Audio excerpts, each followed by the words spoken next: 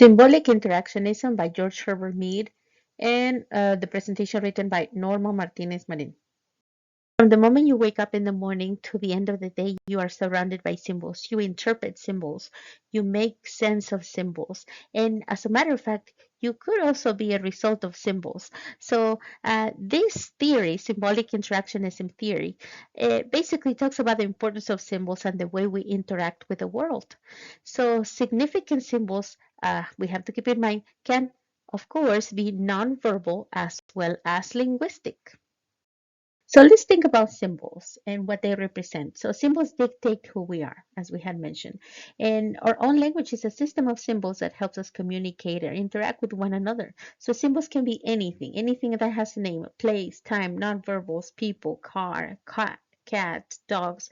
So things that are part of our communication system, what we use to communicate. Those are symbols and they dictate who we are.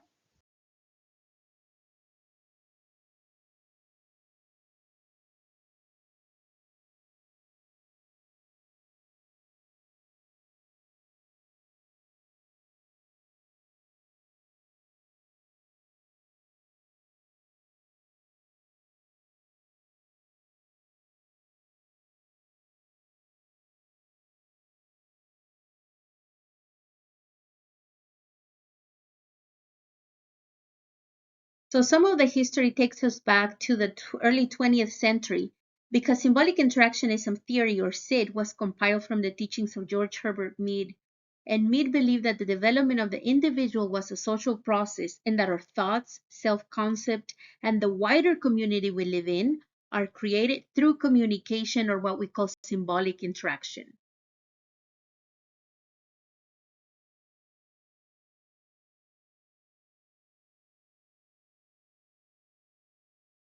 So years after George Herbert Mead had passed away, sociologist Herbert Blumer, former student of Mead, coined the term symbolic interactionist and came up with three central premises of the theory.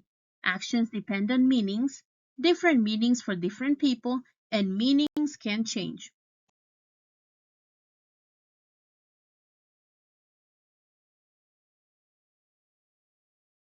The first premise that Bloomer suggests, it's called actions depend on meaning. So let's keep in mind three words: stimulus, interpretation, and response. And let's define symbol. A symbol is a stimulus that has a learned meaning and value for people. A symbol conveys messages of how we are to feel about, to respond to the object, event, or person to which it refers. So let's put it this way. Imagine that you grew up in a farm surrounded by farm animals. You would play in the mud and ride your favorite horse on a daily basis. It was an amazing time, but years later, as an adult living in the city, you decide to take your family on a surprise little getaway and choose a family farm as a rental destination. So you rented a family farm because the symbols of the farm, horse, cows, mud, barn, evoke happiness. That was your stimulus, your childhood memories.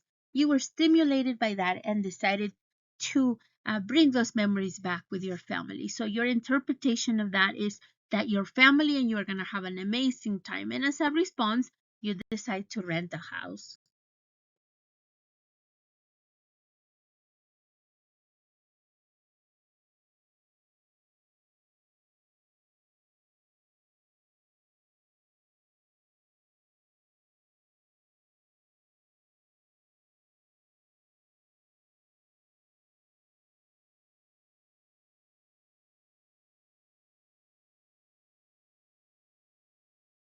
The second premise that Bloomer suggests is different meanings for different people. So it's only by talking with others, symbolic interaction, that we come to ascribe that meanings and develop a universe of discourse.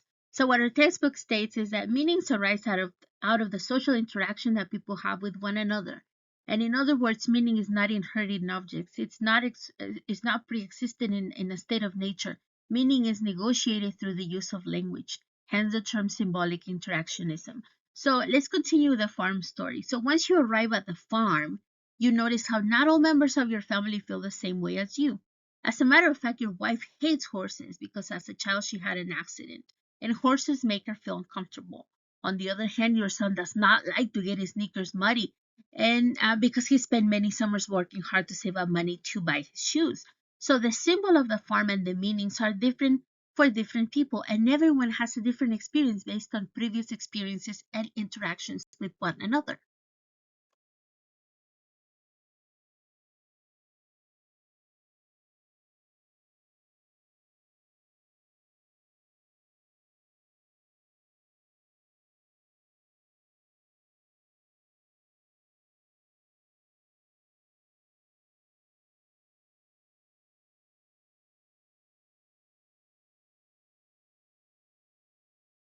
So the third premise is called meanings can change. So let's think that you spend a few hours with your family at the farmhouse, and then rain starts to pour down on you guys, and the old farmhouse starts to leak water from the roof. It's a disaster. There's no food nor clean water available, and the place becomes a river of mud. Everyone is miserable. Those happy thoughts are gone, and now you're ready to go home and leave. You want to get out of there as soon as possible. So this experience makes you see things from a different perspective, and those symbols and meanings change completely due to life circumstances. This is what the third premise teaches. An individual's interpretation of symbols is modified by his or her own thought process. Symbolic interaction is described thinking as an inner conversation. Mead called this inner dialogue minding. You ask yourself, what am I doing here?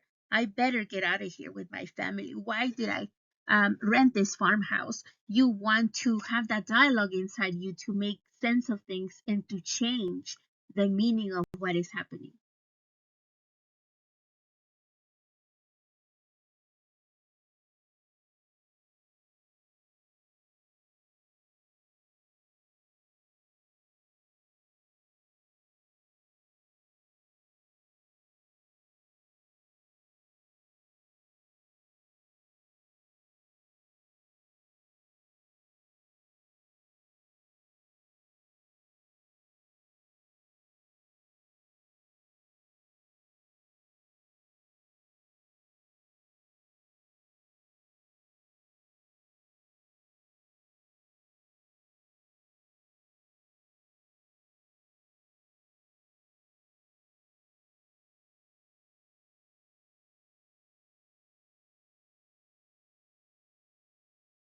So this inner dialogue is fundamental in this theory because it allows us to communicate and adjust our language, actions, and gestures according to how we expect others will react. And at the same time, the listener does the same thing and they adjust their actions and gestures according to how we will react. So social interactionists such as Mr. Mead believe that communication and interaction form the reality as we know it and influence not only the circumstances, but the development of the individual. So Sid holds that people collect messages. So we not only collect symbols as words, as meanings, but we collect messages, adjectives, the way other people perceive us. We internalize those symbols and we make those signals of our own self view. For example, if your mom never gave you bacon because she was a vegetarian and made it very clear that bacon was bad for you are more likely to learn to judge this food with a negative connotation. And as an adult, I'm sure that you would never even consider buying bacon due to the meaning that this symbol represents in your life. So it's the same way, but let's say that instead of bacon, your mother focused on constantly minimizing your intellectual, well, perhaps call you derogatory names such as dumb, lazy, ugly, liar, etc. all your life. So according to Sid, this would definitely cause you as an adult to have a very negative perception of yourself and the way others see you.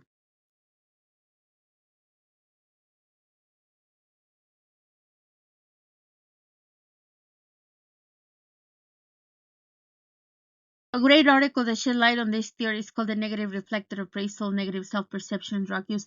And it talked about how the lessons who believe that their friends and teachers saw them as unhappy, friendly, or delinquent also saw themselves with the same connotations.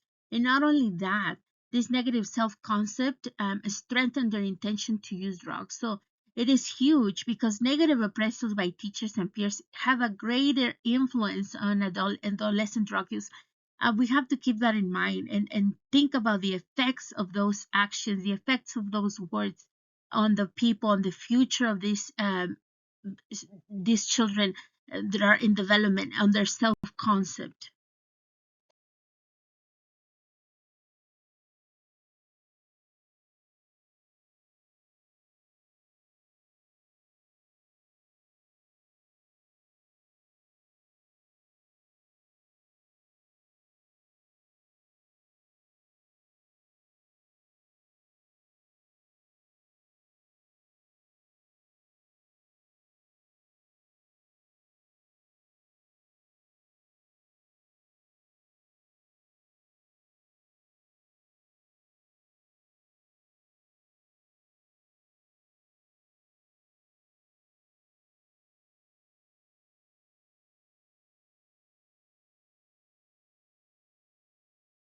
The second article that we review to see the validity of this theory is called Journal Article Monographs of the Society of Research in Child Development.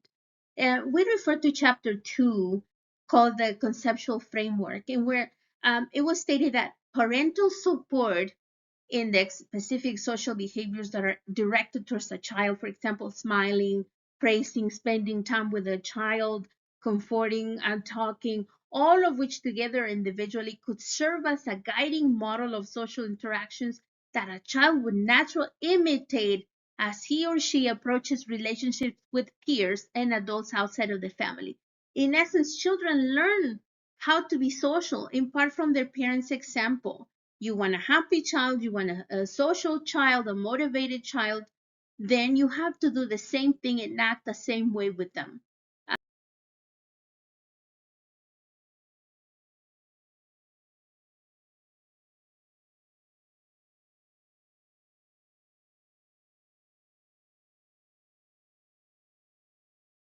Another very valuable article was called The Looking Glass Self in the Family Context.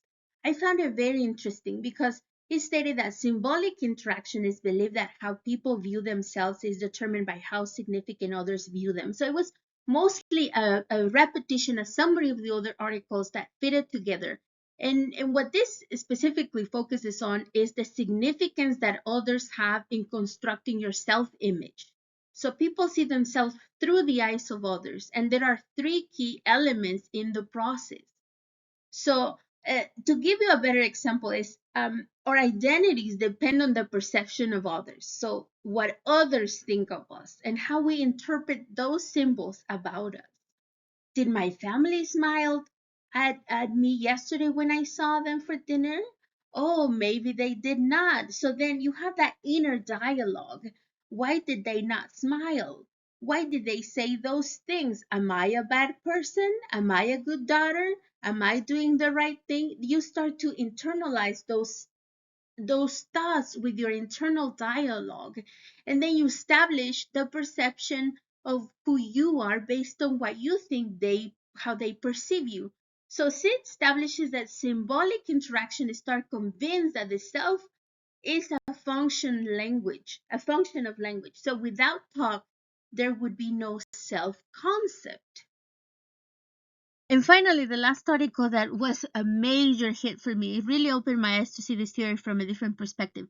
The article was called Symbolic Interaction Theory and the Cognitively Disabled. So take a look at it if you have a chance. I really recommend it. So it talks about basically people with cognitive dysfunction or schizophrenic patients, those with Alzheimer's disease or any other condition that deteriorates communication exchange. And this is important because keeping in mind um, the internal dialogue that we have, and keeping also in mind what me repeatedly will declare, that our capacity of language, the ability to use and interpret abstract symbols, is what distinguishes humans from other animals. So what happens to those individuals who are unable to fully communicate due to a physical or mental disability? Are they less human? So this article shed light on one of the defects of this theory. And it talked about those individuals who cannot make sense of their situation and actions, and let alone appropriately respond to them. So what are the minimal cognitive factors that even make possible this dialogical exchange between patients and their caretakers for preserving the patient's mind, of course? So patients go through day-to-day struggles because of these issues. What are the minimal metrics scales that we can consider to as factors of dialogical exchange? We have to think of those aspects.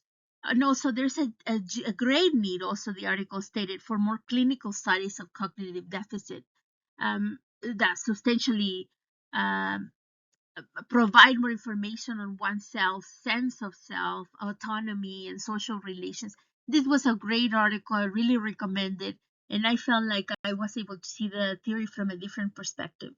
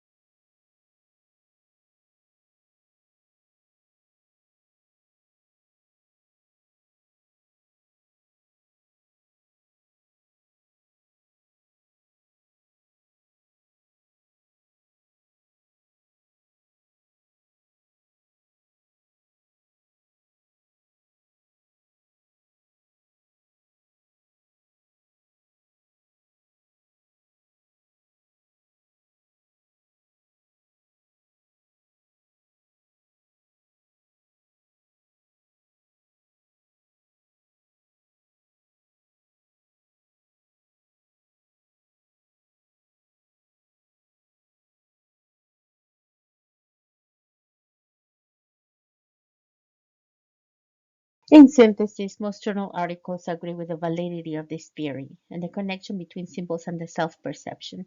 And all studies that I reviewed also agreed on the veracity of the positive reinforcement and the importance of positive remarks in the development of every individual.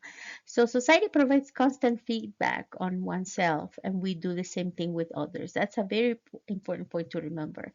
But an additional comment that I wanted to add is that perhaps social media right now is one of the most valuable agents of this theory because as most social platforms are created, they allow us for real life feedback and the way other people see us or think of us.